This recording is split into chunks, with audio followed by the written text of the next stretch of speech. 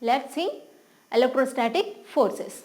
So electrostatic force means the force exerted by a charged body on another charged body or uncharged body is known as electrostatic forces. Okay, here I want to write the definition.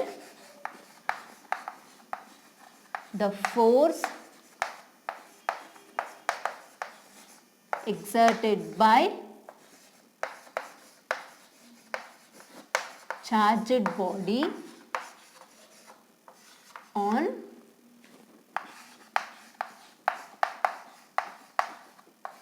another charged body.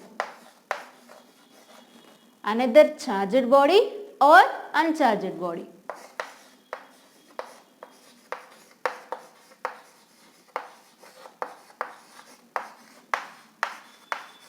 Is known as electrostatic forces.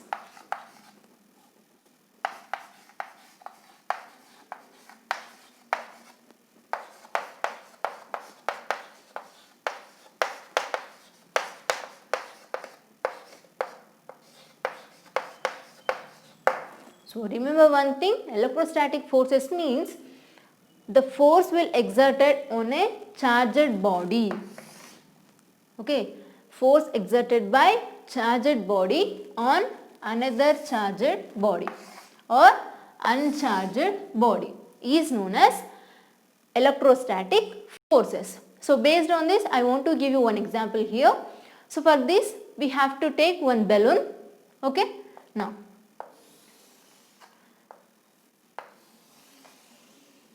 assume this as a balloon here. Okay, now fill the air in this balloon. Now tie up the open end. So now we have to take one piece of paper.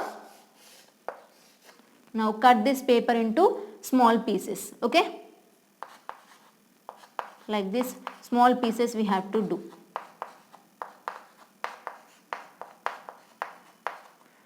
Now take the balloon and rub it with the paper. So now bring the balloon nearer to the pieces of paper. So what happens here? The balloon will attract the pieces of papers. So these pieces of paper pull towards the balloon. So what is the force exerted here? Why the pieces of papers will pull towards the balloon here? So instead of pieces of papers, if we are taken salt particles or any pepper particles, there also the particles will attracted towards the balloon. Okay, the particles will pull towards the balloon. So why? What is happening here? So here, when we are rubbing this balloon with a paper, it is acquires some charge. That's why it is attracting the papers. When we are bringing nearer to the papers, it is pulled towards itself. So here it is acting like one charged body and papers are acting another charged body or uncharged body. So here opposite charges are acquires here. So that's why the papers pull towards the charged balloon here.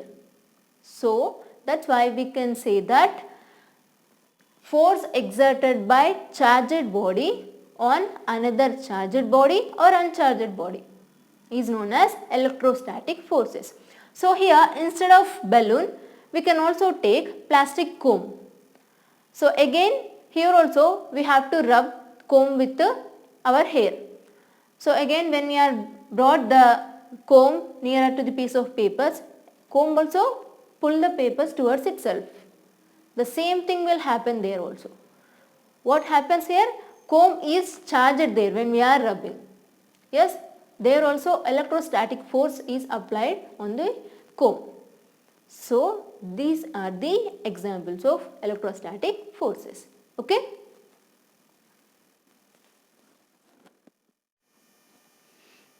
See the next one, gravitational force. So it is our common experience that if any object slips off from our hands, it falls down. For example, if you are taken pen, when it is slips off from our hand, it falls down. Why the pen fall down? What is the force which pull down the pen? So if we kept the pen on the table, what will happen? See here, I am taken one table and here we have to keep one pen. So now the pen does not fall down. Why?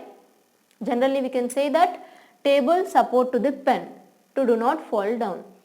So here when table does not support the pen, again the pen fall down until support by another object like floor or earth. Yes, if an object is thrown upward, there exists a force which pull to down the earth.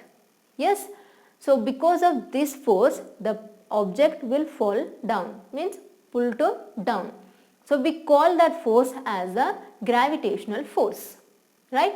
The force of gravity is not just due to the force of attraction between earth. It is a force attraction exists between any two bodies everywhere in the universe. For example, if you sit in your classroom, right? So when we sat in our class, so there is a gravitational force between you and your teacher and to you and the blackboard, right? But we cannot observe that force of attraction between to you and your teacher and you and the blackboard. Why? Because that force is very small when compared to the earth and object, right? We can learn this gravitational force briefly in higher classes. Okay.